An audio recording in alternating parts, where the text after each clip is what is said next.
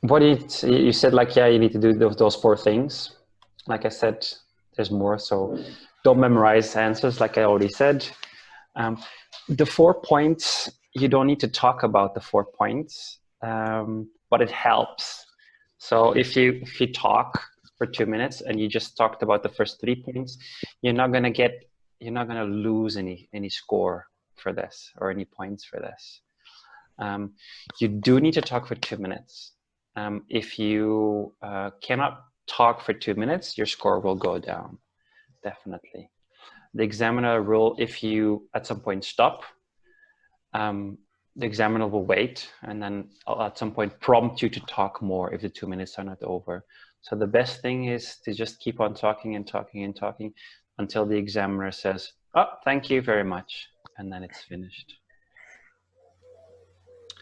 Then you have 1 minute to prepare and you need to use it. And number 5 is like, you should focus on personal experience, but sometimes it's difficult. Sometimes because it's personal experience, but maybe you haven't had this personal experience and you can't just say to the examiner, I'm sorry, I don't know any advertisement, don't watch TV, don't read magazines. Finished. You won't get the grade that you need because you need to talk for 2 minutes. So at that point, you'll have to lie and you'll have to find something to be able to talk for 2 minutes. That's why you have also the 1 minute to maybe prepare things. And then it's always good to expand, no? Who, where, when, why, what, how, all those things to help you kind of prepare things.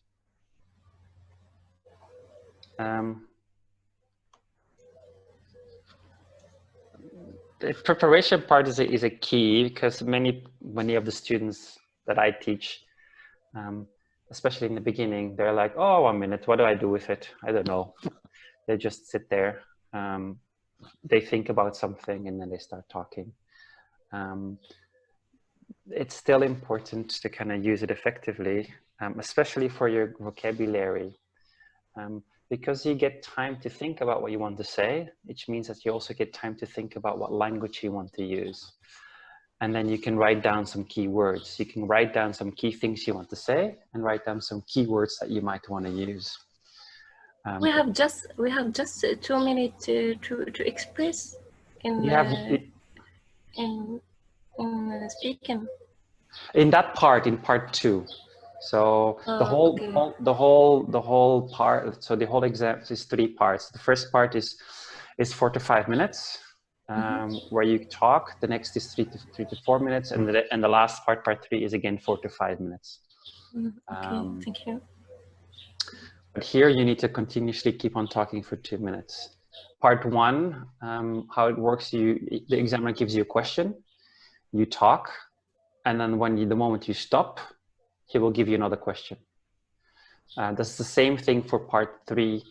Part 3, the only thing that he might sometimes do in part 3 is prompt more to go deeper, like, why do you think like this? Or can you give me an example? That's what you're gonna do in part 3. In part 1, he just stops asking you a question. In part 2, he's just gonna sit there and listen to you. That's all. He's not gonna prompt you to say more unless you really stop and the time is not over.